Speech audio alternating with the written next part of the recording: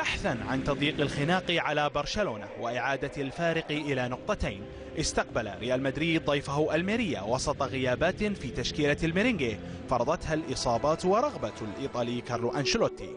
وتضامنا مع ضحايا زلزال نيبا وقف البرنابيو لتقديم الواجب في مشهد إنساني رائع.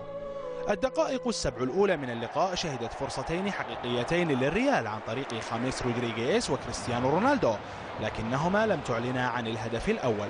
تسديدة رونالدو القوية هي الأخرى لم تهز شباك الحارس روبن مارتينيز.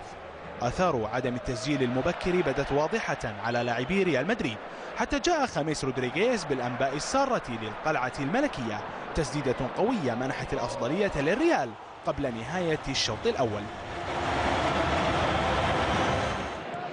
في المشهد الثاني لم يتأخر أبناء العاصمة في تأمين النتيجة بالهدف الثاني الذي جاء عن طريق دو سانتوس بالخطأ في مرمى فريقه.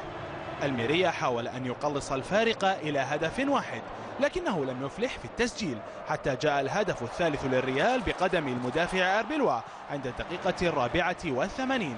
فوز بثلاثية رفع رصيد الميرينجي إلى النقطة 82 على بعد نقطتين فقط من المتصدر برشلونة.